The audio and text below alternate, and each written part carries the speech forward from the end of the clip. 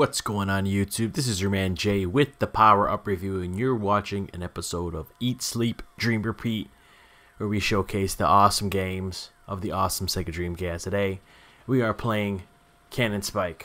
Now, here's a disclaimer. This is a burned copy of Gunspike. I originally owned Gunspike back when it first came out in the Dreamcast, and I wasn't too fond of it. I actually ended up selling it and picking up some other games. I think like Project Justice or something like that. I traded it in at, I don't know if it was EB Games or it might have been Funkoland at the time. So what I did is that one of the Dreamcast groups that I belong to on Facebook, they sent a link to a bunch of ROMs, and I decided, well, let me burn a copy to see and give it another shot to see if I like it again. Now, I did just play through it just to kind of get warmed up. Actually, kind of twice. The first time I played as Arthur, who was slow, and I was not digging the game at all. And I kind of remembered why I didn't like the game in the first place. But having played through and getting to the final stage with Mega Man, that was more my speed. And so each character does have their own attributes and their own play style, so that does help a bit. But off the top of my head, do I believe this is worth the $130 to $150, $160 price tag that it's going for on eBay at the moment? I don't think it is worth it. Although it is a fun game and it is an interesting premise, it is, I don't like it as much as Psikyo's other shooters, such as Zero Gunner 2, which I paid $100 for and totally enjoy and love that game. And Gunbird 2, which I had around the same time as this, and I actually kept Gunbird 2 and sold this. So Gunbird 2 is probably one of my favorite shooters, developed by Psikyo, and this is probably the weaker of the three. So it does have a kind of a cool gimmick. It is kind of an arena shooter with a twist, but do I feel like it's worth that much? I honestly do not think so. But I will play through, or play for a little bit, and let you guys judge for yourself.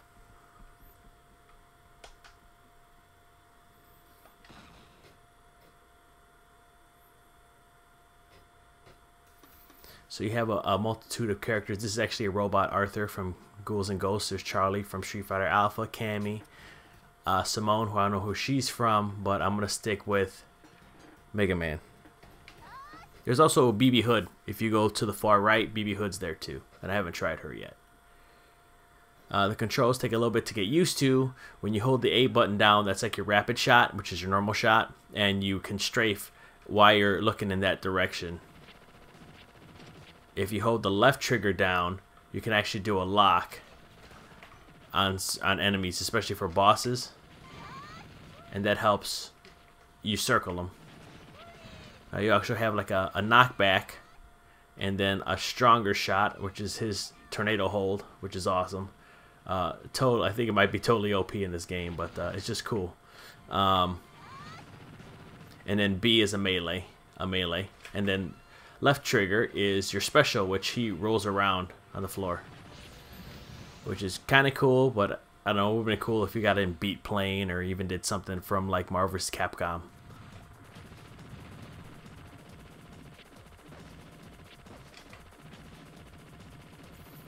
But like you can tell, it's not like you're going you're like in different areas and clearing the bosses out of that area, and then you move to the next area. So yeah, it is, I guess an arena shooter would be a good definition. It's kind of like a hybrid. It's like a shmup, but not really, I guess. I don't know. It's a little strange. It's a cool little game, but like I said, for the price, yeah, would I pay $60 for the game? Probably. But 160, 130, I don't think so.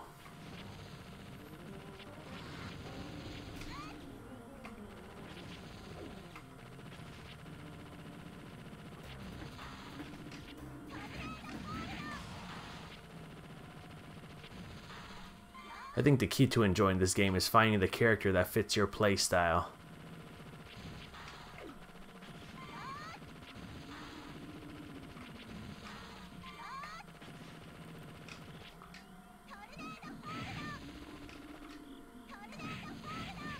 And you have unlimited, you know, the only thing you have limited of is the super moves. Besides that, you know, you can do is, I think there might be a short charge time.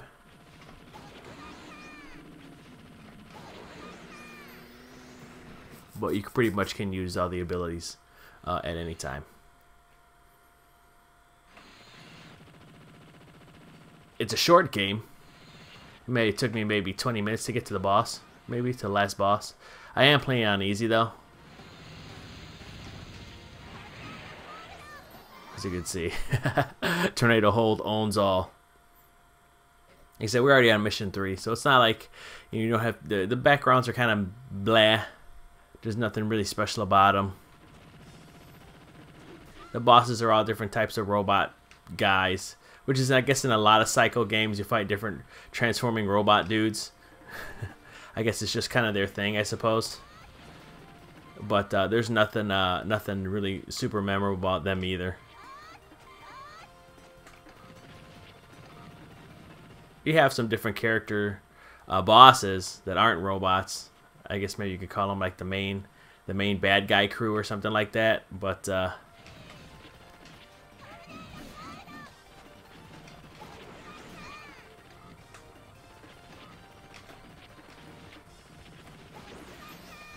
But majority of them are just robots. Just different robots.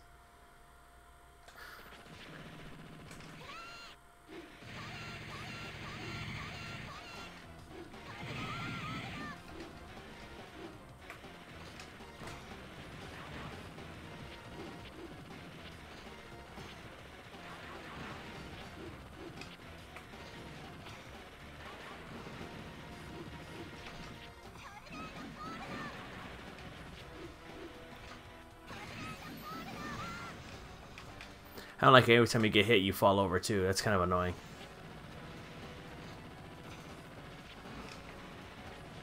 It kind of slows the action down.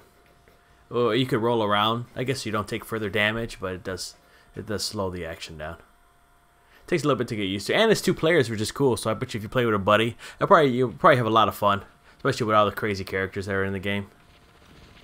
I don't know. Maybe if they help you pay for the game, it might be it might be worth it. Maybe you guys could go $60 each or something like that, unless you can find it for a good deal.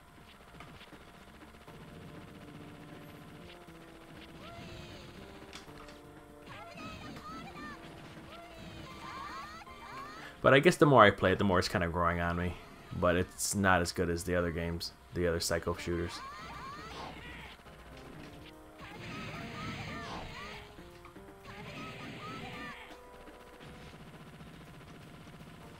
Here's this Marilyn Manson looking dude. Yes, that is a guy. And see, here's another robot wheel boss.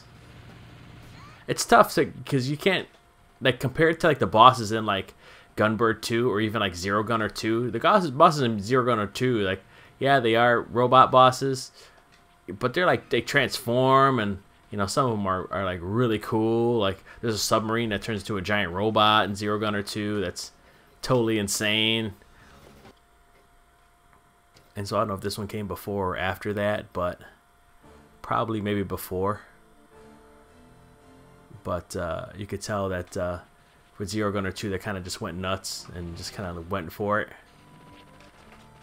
And maybe that was because it's their own property. I don't know if maybe Capcom gave them some kind of restrictions or something. Could be possible with their IPs, but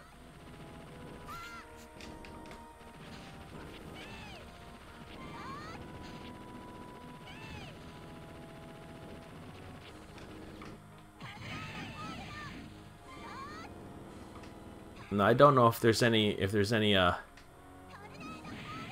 difficulty, any noticeable change in difficulty if you play with a second player. I don't know if there's more enemies or what.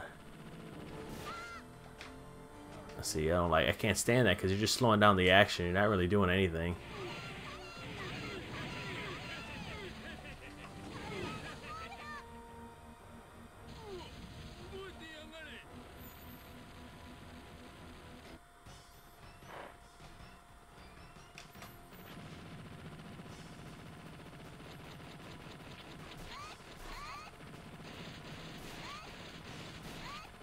See, I can enjoy this boss because you're kind of fighting them in something, you know?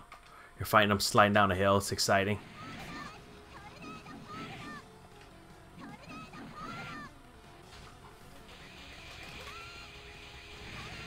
And of course you're invincible when you use your specials. So usually before I die, I'll spam them to kill the boss.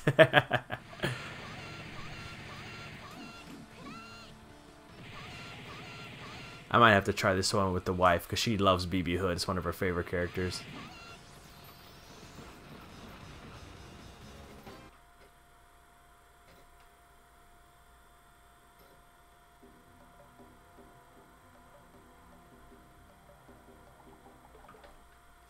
So I think that's it for Gunspike. If you could find it for a good deal, and you're into shooters, especially something that's kind of this odd, I would pick it up. But if you're gonna pay more than maybe $60, $70 max for it, personally I wouldn't get it because, like I said, it's